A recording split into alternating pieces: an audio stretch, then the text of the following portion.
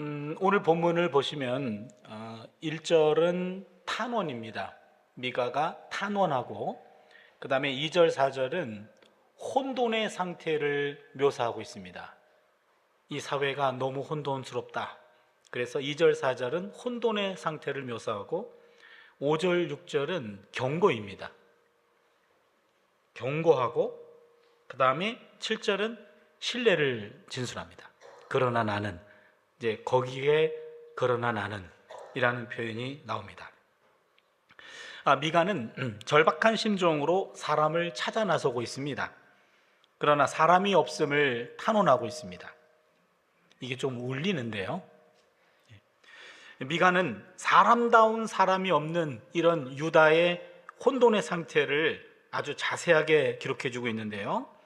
그리고는 가족도 믿을 수 없는 이런 절망적인 상황임을 경고조로 그렇게 알리고, 근데 맨 마지막에 뜻밖에도 신뢰를 이야기함으로 끝을 내고 있습니다. 그럼 먼저 탄원 부분을 보겠습니다. 1절입니다. 재앙이로다 나여 나는 여름 과일을 딴 후와 포도를 거둔 후 같아서 먹을 포도송이가 없으며 내 마음에 사모하는 처음 익은 무화과가 없도다. 여기 첫 번째 단어인 재앙이로다 라고 하는 단어는 구약 성경에서 욥기 10장 15절에 한 번 더 나와요. 그러니까는 두 번밖에 안 나오는 단어입니다. 여기 재앙이로다 라고 하는 말은 보통은 호의, 화 있을진저 이런 용어가 많이 나오는데, 호의가 아니고 알라이라고 하는 두 번밖에 안 나오는 단어인데요. 이 단어는 더 절망적인 상황을 묘사할 때 씁니다. 아주 절망적인 상황을 묘사할 때 재앙이로다, 알라이, 이 단어를 씁니다. 여름 과일을 딴 후와 포도를 거둔 후 같아서 먹을 포도송이가 없다. 여기 보시면 이스라엘 농부들은요, 추수할 때 곡식과 과실의 열매를 다 거두지 말고 일부를 남겨야 하는 의무가 있었습니다. 왜냐하면 그 남은 것들은 주변의 가난한 자들과 여기에 빌붙어 살고 있는 이방인들이 그것을 가지고 먹고 살 수 있도록 최소한의 먹을 양식을 남겨주는 겁니다. 구약의 법에도, 성결법전에도 그 내용이 나오고 있어요. 레위기 19장 9절 10절을 보면 너희가 너희 땅에서 곡식을 거둘 때 너희 밭 모퉁이까지 다 거두지 말고 내 떨어진 이삭도 줍지 말며 내 포도원의 열매도 다 따지 말며 내 포도원에 떨어진 열매도 줍지 말고 가난한 사람과 거류민, 나그네, 이방인들이 위하여 버려두라. 나는 너희 하나님 야훼니라. 이런 식으로 내 농산물, 내가 피땀 흘려 한 모든 것들을 다 거두지 말고 일부는 좀 흘려, 좀 남겨. 그래야 그거 필요한 사람들이 있거든. 그 사람들이 먹고 살 수 있도록 좀 도와주라. 그런 얘기입니다. 요 케이스의 가장 모범적인 케이스가 보아스죠. 그렇죠? 룻이 그렇게 일정한 직업이 없었고, 그리고 가장 약자층에 속했기 때문에 다 추수하고 남은 것들, 이삭줍기라고 하죠. 그런 이삭줍기를 통해서 생계를 근근히 이어가던 사람이 바로 룻이었고, 그거를 알고 보아스는 특별히 저 여인을 많이 좀 도와주라 라고 저 여인이 있는 곳에 더 많이 남기고, 그 다음에 저 여인이 힘들거든 좀 도와주라 이렇게 부탁까지 할 정도로 보아스는 그런 모습을 룻기가 보여주고 있습니다. 미가는 먹을 양식이 부족한 사람들과 이방인들이 최후의 수단인 그런 남은 이삭을 기다리는 상황을 묘사하고 있습니다. 근데 절망적이게도 남은 이삭이 하나도 없어요. 내 마음이 사모하는 처음 익은 무화과가 없도다. 여기 마음이라는 것은 히브리 말로 네페시라고 그러거든요. 네페시. 여러분이 저랑 오래 만나서 계속해서 히브리어를 듣고 있는데 하나도 기억나는 건 없고요. 그냥 저런 게 히브리어구나. 근데 네페시라고 하는 단어는 하나 좀 기억해 둘 만한 단어예요. 한번 따라 할까요? 네페시. 예, 네페시라고 하는 말이 우리말로는 여기서 보시면은 마음이라고 번역했는데, 이 네페시라고 하는 말의 원래 1차적인 의미는 목구멍이에요. 목구멍. 내 목구멍이 사모한다. 우리말에도 목구멍이 포도청이야, 그런 말 나오잖아요. 그런 말 하지요. 그래서 목구멍이 사모한다 라고 하는 말은 너무너무 배고파서 이 목구멍이 뭔가라도 좀 먹어야 되는 그런 아주 배고파서 죽을 지금 상당히 위기 속에 있는 그런 상황을 표현할 때 내 네페시가 사모하는 최소한의 먹거리가 해결되지 못한 상황을 여기서 말해주고 있습니다. 여기서 미가가 말하는 결핍은 있으면 좋고 없으면 할 수 없는 그런 사치품의 결핍이 아닙니다. 배고픔과 절대 빈곤에 허덕이는 자의 기본적인 먹거리의 결핍을 말해요. 그거 없으면 이제는 더 이상 살 수가 없습니다. 삶과 죽음의 기로에 선 자의 문제입니다. 그러니까 1절은 추수하고 남은 이삭이라도 찾지 못하면 오늘도 굶어야 하는 절박한 상황에서 일용할 먹을거리를 간절히 찾았지만 찾지 못한 절망적인 상황을 여기서 보여줍니다. 이런 절망적인 심정으로 사람을 찾았어요. 그런데 없습니다. 이런 낭패가 어디 있나요? 이런 혼돈의 상태를 보여주는 것이 2절과 4절입니다. 미가가 보기에는 사람다운 사람이 없어요. 당시 유다 사회의 혼돈의 상황을 자세히 묘사해주고 있는데 2절을 보겠습니다. 경건한 자가 세상에 끊어졌고 정직한 자가 사람들 가운데 없도다. 무리가 다 피를 흘리려고 매복하며 각기 그물로 형제를 잡으려 하고, 여기 보시면 경건한 자라는 말은 하시드라고 하는 말인데 이거는 헤세드를 행하는 사람이에요. 그러면 또 하시드도 모르겠고 헤세드도 모르겠고 그러죠. 헤세드는 기억나죠? 헤세드란 말은 신실함, 또한 자비, 긍휼, 인애, 인자 그런 뜻이거든요. 조금 더 의미를 풀면은 우리가 미가 6장 8절에서 사람아 주께서 선한 것이 무엇임을 내게 보이셨나니 오직 정의를 행하며 인자를 사랑하며 할 때 인자, 이 헤세드였잖아요. 그래서 이 헤세드 이 단어는 인간적인 도리라고 우리가 정의를 했어요. 인간적인 도리, 하나님에 대한 신자의 도리, 인간관계 속에서의 도리, 남편과 아내 사이에서 서로가 서로에게 지켜야 될 도리, 부모와 자녀 가운데 마땅히 지켜야 할 도리, 그런 인간적 관계에서의 도리, 이런 도리를 행하는 사람, 그게 여기서는 경건한 자로 번역이 됐어요. 경건한 자, 하나님에 대한 신자의 도리, 인간관계 속에서의 도리를 지키는 사람, 그게 경건한 자로 번역이 됐어요. 그래서 경건한 자가 세상에 끊어졌어요. 여기서 요 경건한 자라고 번역된 것은 의식적으로 하나님을 신뢰하면서 사는 자를 가리킵니다. 의식적으로 늘 하나님을 의식하는 거죠. 하나님을 늘 생각하면서 입마들의 하나님을 묵상하며 사는 사람, 그게 경건한 자입니다. 그런데 정직한 자라고 하는 말은 인간관계 속에서 올바로 행하는 사람, 이게 정직한 사람입니다. 그렇다면 경건한 자는 하나님과 관계된 거고, 그 다음에 정직한 자는 인간과의 관계 속이죠. 그래서 하나님 앞에서의 경건한 신앙인도 세상에 끊어졌고, 인간관계 속에서도 정직한 자가 인간 가운데 없도다. 그러면서 무리가 다 피를 흘리려고 매복하고 각기 그물로 형제를 잡으려고 하고, 유다 백성 모든 무리들이 다 피를 흘리고 매복하고 있고요, 각기 그물로 형제를 잡으려고 하는 완전히 이상한 세상이 되어버리고 말았다. 이것이 2절에서 고발하고 있는 겁니다. 원래 3장 9절에 보면은요, 3장 9절에 보면 야곱 족속의 우두머리들과 이스라엘 족속의 통치자들 곧 정의를 미워하고 정직한 것을 굽게 하는 자들아 원하노니 이 말을 들을지어다. 여기 보시면 원래 우두머리들과 통치자들이 정직한 것을 굽게 했어요. 그런데 여기 7장 2절에 보니까 경건한 자와 정직한 자가 아예 땅에 말라붙어 버렸어요. 미가 3장 9절에서는 우두머리들만 그랬는데 오늘 본문에 보니까 아니 이제는 백성들 가운데서도 그런 정직한 자가 하나도 없도다, 그렇게 된 겁니다. 경건한 자도 세상에 없고 정직한 자도 세상에 각 사람 가운데 없도다. 그리고 10절을 보면은 시온을 피로, 3장 10절입니다. 시온을 피로 예루살렘을 죄악으로 건축한다 라는 표현이 나오는데, 여기 보시면 이것도 왕과 권력자들이 말하는 건데, 오늘 본문 7장 2절 하반절에 보니까, 여기 보니까 모든 사람들이 다 그런다는 얘기죠. 그러니까 지금 7장에 와가지고는요, 미가가 말하는 것은 온 백성들이 다 정상이 아니에요. 유다의 죄악들은 지도층으로만 제한되는 것이 아니고 유다 백성 모두가 죄악의 길에 빠진 겁니다. 그래서 이 당시 경건한 자와 정직한 자는 완전히 씨가 말라버렸고, 지도층만 문제가 아니라 백성 모두가 다 문제가 되었다 얘기입니다. 3절을 보면은요, 두 손으로 악을 부지런히 행하는도다. 그 지도자들과 재판관은 뇌물을 구하며 권세자는 자기 마음의 욕심을 말하며 그들이 서로 결합하니, 모든 백성들이요 두 손으로 악을 부지런히 행합니다.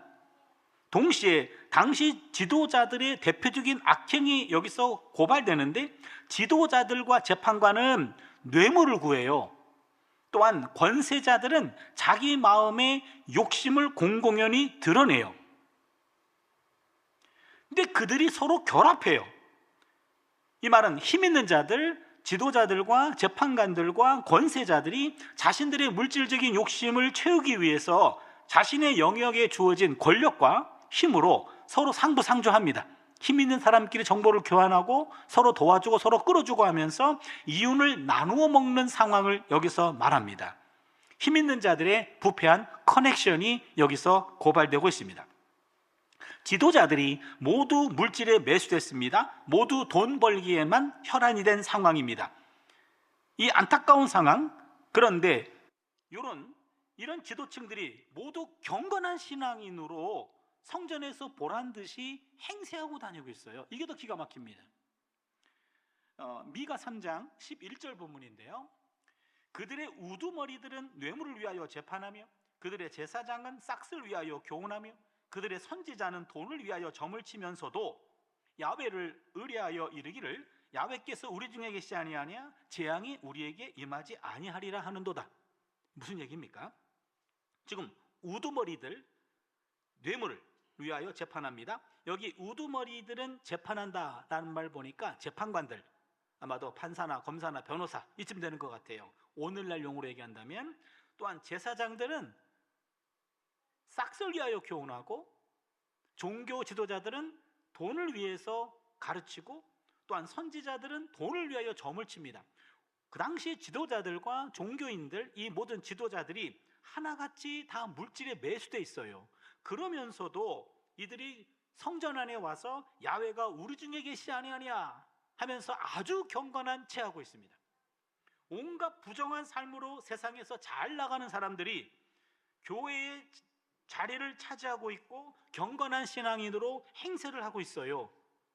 사실 교회만이라도, 목회자와 중직자들이라도 제대로 세워진다면 아마도 이 땅에 많은 어떤 이런 부정하고 어려운 것들은 많이 해소되지 않을까라는 그런 생각을 가끔 할 때가 있습니다. 우리나라가 아니죠. 개신교 최초의 청빙 목사와 최초의 집사 임명에 대해 잠깐 제가 말씀드리려고 그래요. 마틴 루터가 종교개혁을 일으켰죠. 그때가 이제는 개신교가 시작됐습니다. 독일 비텐베르그에 가면은요, 그 시교회 뒤편에 공원에 보면 동상 하나가 있어요. 그게 요하네스 부겐하겐의 동상인데, 요 부겐하겐 기억하는 분 별로 없어요. 여러분 루터는 기억하시죠? 그렇죠? 멜란히톤은 기억 못하죠? 예, 이제부터 수준이 드러났어요. 부겐하겐은 더 기억 못해. 근데요, 요 루터, 멜란히톤, 그 다음에 부겐하겐, 요 세 사람이 종교개혁의 트로이카예요. 루터 혼자 한 게 아닙니다. 루터는 지도자였고, 멜란히톤은 학자였고, 부겐하겐은 행동대장이었어요. 그래서 루터는 설교하고, 멜란히톤은 그것을 학문적으로 다듬고, 부겐하겐은 교회 현장에서 몸으로 부닥치며 개혁을 일군 실천가였습니다. 그런데 이제는 종교개혁을 일으켰어요. 그러면서 최초의 목사가 세워져야 돼요. 그전에는 다 가톨릭 사제였습니다. 그래서 청빙에 의한 개신교 최초의 목사가 요 부겐하겐이에요. 1523년에 역사상 처음으로 개신교 목사가 됩니다. 근데 어떻게 뽑았냐면 교회 공동체가 직접 목사를 선택하고 해임할 수 있다는 종교개혁의 교회관은, 그러니까 목사는 교회가 세운다는 거예요. 당시 중세교회에서는 전혀 납득이 안 되는 그런 사상이었는데, 루터와 개혁자들은요, 교회가 그리스도의 몸이기 때문에 그리스도 공동체로부터 직임을 위임받는 것이 이게 성경적이다, 그렇게 본 거예요. 교회는 그리스도의 몸이다.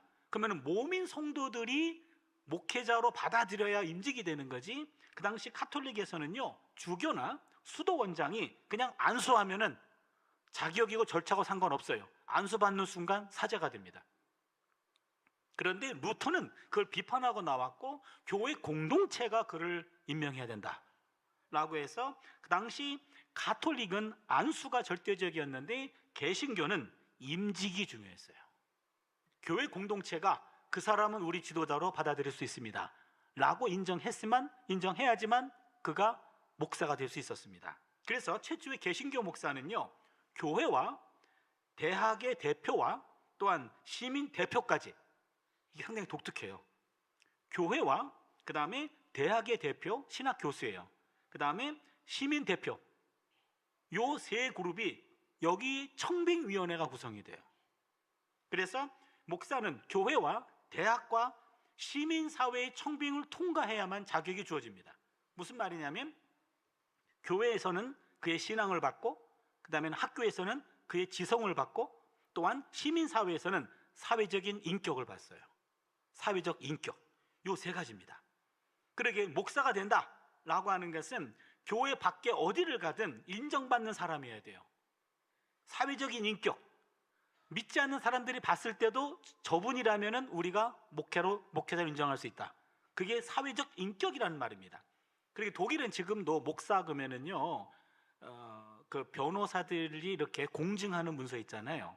이거는 목사가 사인해도 공증 문서로 인정이 돼요.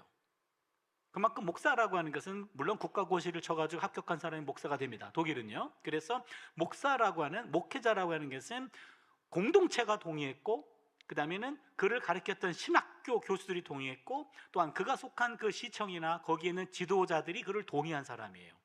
제가 중요하게 보는 것은 사회적인 인격을 받다라는 얘기입니다. 그러면 두 번째, 최초의 집사.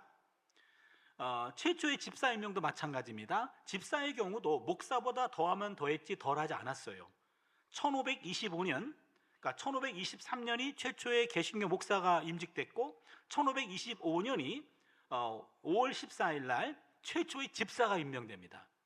비텐베르크 시교회에서 개신교 최초의 집사 임명이 있었는데, 이 사람은 게오르그 루에러라는 사람인데, 뭐 기억 안 하셔도 돼요. 뭐 그딴 사람이 있다 그냥 생각하시면 됩니다.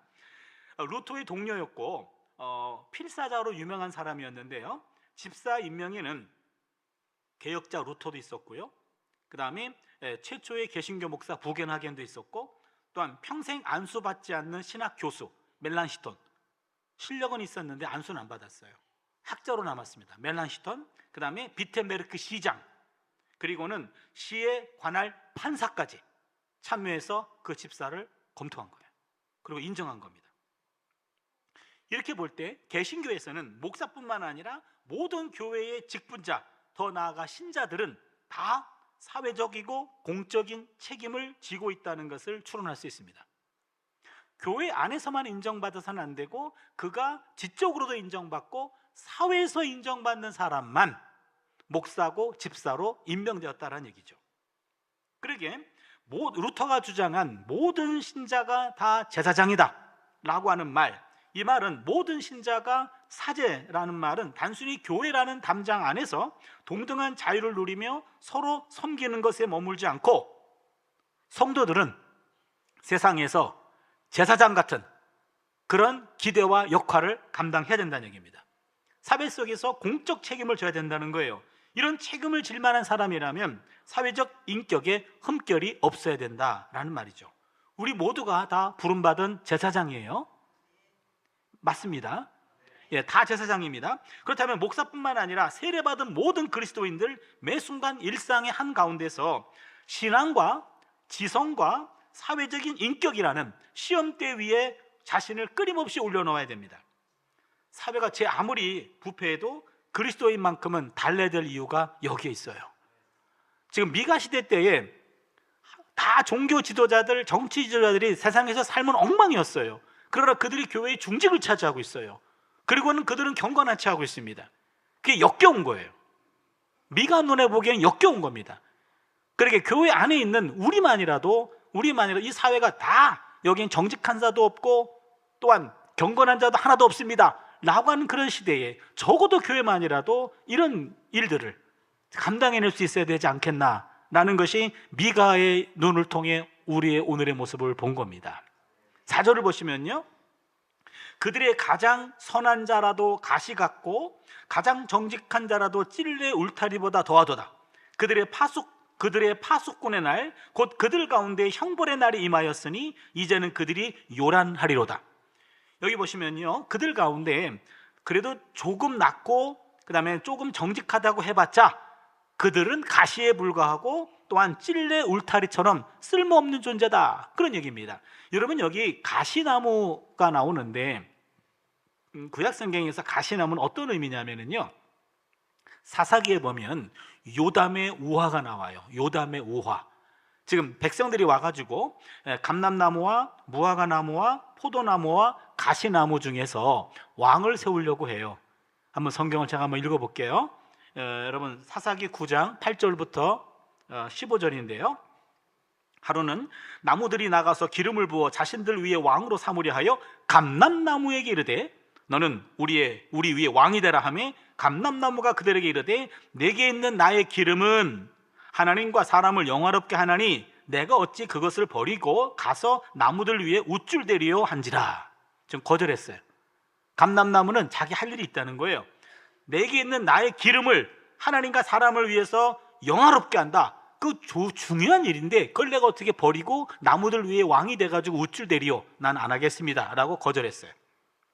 또한 10절에 보시면 나무들이 또 무화과 나무에게 이르되 너는 와서 우리 위에 왕이 되라 하매 무화과 나무가 그들에게 이르되 나의 단 것과 나의 아름다운 열매를 내가 어찌 버리고 가서 나무들 위에 우쭐대리요. 나도 할 일이 있다는 거예요. 이 무화과 나무도 내 단 것과 아름다운 열매를 가지고 사람들에게 유익을 준다, 나는 이 일이 귀하기 때문에 왕이 될 필요 없다, 그렇게 얘기합니다. 그 다음에 포도나무에게 갑니다. 포도나무에게 이르되 너는 와서 우리 위에 왕이 되라 하매 포도나무가 그들에게 이르되 하나님과 사람을 기쁘게 하는 내 포도주를 내가 어찌 버리고 가서 나무들 위에 우쭐대려 한지라. 포도나무도 나는 하나님과 사람을 기쁘게 하는 포도주를 만들어야 돼, 이것도 귀한 일이야, 나는 왕이 될 필요 없어, 와 거절했어요. 마지막 가시나무예요. 모든 나무가 가시나무에게 이르되 너는 와서 우리 위에 왕이 되라 하매 가시나무는 이렇게 얘기합니다. 나무에게 이르되 만일 너희가 참으로 내게 기름을 부어 너희 위에 왕으로 삼겠거든 와서 내 그늘에 피하라. 그리하지 아니하면 불이 가시나무에서 나와서 레바논의 백향목을 사를 것이니라. 가시나무는 한 유익을 주는 게 별로 없어요. 근데 기다렸다는 듯이 내가 왕이 되겠다, 나를 왕으로 안 삼으면 다 불태워버릴 거야, 이렇게 된 거예요. 그래서 여기 요담의 우화인데, 그래서 이 가시나무라는 것은 이스라엘 내에서는요 쓸모없는, 유용거리가 없는 그런 걸 뜻하고 있습니다. 그러기에 가장 선한 자라도 가시 같고 가장 정직한 자라도 찔레 울타리보다 더하도다. 그들의 파수꾼의 날은 적들이 공격해 오는 것을 살피는 것을 말합니다. 이것은 형벌의 날을 말합니다. 그러기에 무서운 형벌이 다가오고 있고, 여기서 보시면 그들이 요란하리로다, 요란하다라는 말은 전쟁을 상징합니다. 드디어 전쟁이 임해서 그들의 종말을 경험하게 될 것이다 라는 말이죠. 그 다음에 5절 6절은 더 기가 막힌 내용이 나옵니다. 5절 보시면요, 이제는 사회적 폐해는 가족 영역까지 파고 들어갔어요. 5절 보시면 너희는 이웃을 믿지 말며 친구를 의지하지 말며 내 품에 누운 여인에게라도 내 입의 문을 지킬지어다. 이웃도 믿지 말고 친구도 의지하지 말고 아내도 의지하지 말래요. 뭐 이러면은 뭐 세상 다 끝난 거 아닙니까? 아내까지도 믿을 수가 없어요. 관계 파괴가 점층적으로 언급됩니다. 이웃에서 친구로, 친구에서 아내로. 그리고는 6절을 보시면 아들이 아버지를 멸시하며 딸이 어머니를 대적하며 며느리가 시어머니를 대적하리니 사람의 원수가 곧 자기 집안 사람이로다. 이쯤 되면 지옥입니다. 그렇지 않나요? 아들이 아버지를 멸시해요. 딸이 어머니를 대적해요. 며느리가 시어머니를 대적해요. 사람의 원수가 곧 자기 집안 사람이로다. 이건 완전히 이쯤 되면은 인생은 지옥이죠. 완전히 끝장난 그런 상황을 여기서 얘기해주고 있습니다. 이런 상황에서 예수님도 가족 간의 신뢰성이 파괴되고 가족이 원수가 되면 이건 종말이다, 그렇게 말씀하십니다. 예를 들면 마가복음 13장 12절 13절을 보시면요, 형제가 형제를, 아버지가 자식을 죽는 데에 내주며 자식들이 부모를 대적하여 죽게 하리라. 또 너희가 내 이름으로 말미암아 모든 사람에게 미움을 받을 것이니 끝까지 견디는 자는 구원을 받으리라. 종말적인 상황을 얘기할 때 가족 파괴를 말합니다. 그러니까 모든 관계가 다 틀어졌어도 가족만큼은 마지막까지 나를 지켜주는 곳으로 생각했는데 그것이 아니에요. 그러면은 이 사회는 완전히 끝장을 보게 되는 거죠. 그런데 마지막 7절의 고백이 놀랍습니다. 오직 나는 야훼를 우러러보며 나를 구원하시는 하나님을 바라보나니 나의 하나님이 나에게 귀를 기우시리로다. 이게요, 앞에는 절망적인 상황을 쭉 얘기했다가 마지막 끝날 때는요, 신뢰로 끝나요. 첫 단어가 이게 그러나 나는이에요. 우리말로는 오직 나는 그렇게 되어 있는데 원어는 그러나 나는 야훼를 우러러보며, 이것은 앞에 있는 내용과 완전히 반대되는, 앞의 내용을 뒤집을 때 쓰는 말입니다. 그러나 나는, 모든 것이 끝장날 것 같은 상황임에도 불구하고 이 단락은 절망으로 끝나지 않습니다. 이게 오늘 포인트예요. 나는 하나님을 우러러본다라는 말은 높은 탑에 올라가서 먼 지평선과 가까운 주변을 샅샅이 탐색하며 어디서 하나님의 도움이 나타나신가를 내다보겠다는 거예요. 눈을 크게 뜨고 높은 곳에 올라가서 과연 하나님의 도움이 어디로부터 올 것인가, 그것을 샅샅이 탐색해 보겠다는 얘기입니다. 동시에 나를 구원하시는 하나님을 바라보나니, 여기 보시면 바라본다라고 하는 말은 집요하게 끝까지 견디며 긴장된 자세로 기다린다는 거예요. 끝까지, 집요하게 끝까지 긴장된 상태로 기다립니다. 이러한 신뢰의 고백을 하면서 오늘 본문은 끝나요. 이제 우리가 메시지를 좀 나눠보려고 하는데요, 미가는 굶주린 자들이 남은 이삭을 찾아 나선 절박한 심정으로 사람을 찾고 있습니다. 그런데 사람이 없습니다. 세상에 찾는 사람이 없어요.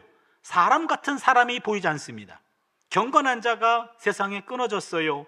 정직한 자가 사람들 가운데 없습니다. 대신 사람들은 서로가 서로를 죽이려고만 합니다. 서로를 사냥감으로 여깁니다. 상대를 잡아먹어야 마치 자기가 사는 것인 양 상대를 제거하려고 하고, 상대를 등쳐먹으려고 하고, 상대를 짓밟으려고 하는 그런 사회가 됐습니다.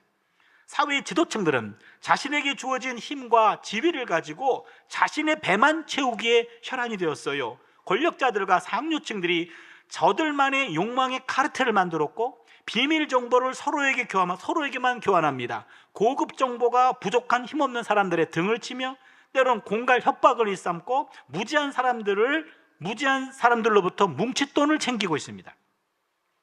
이젠 가장 선한 자라도 가시 같고 가장 정직한 자라도 찔레보다 더하다는 그런 소리를 듣는 지경이 되었어요. 이러하니 사람다운 사람이 없습니다. 하나님 찾는 사람도 없습니다. 그러니 형벌의 날이 올 수밖에 없지요. 이제는 이웃도 친구도 아내도 믿을 수 없는 지경이 되어버렸습니다. 결국 가족도 믿을 수 없습니다. 아들이 아버지를 멸시합니다. 딸이 어머니를 대적합니다. 며느리도 시어머니를 대적합니다. 사람의 원수가 자기 집안 사람입니다. 인생이 지옥이 돼버리고 말았어요. 가정은 사회를 이루는 가장 기본적인 단위입니다. 또한 가장 핵심적인 단위입니다. 그래서 가정의 기본 질서가 파괴되면 사회적 뿌리가 흔들리는 것과 같습니다.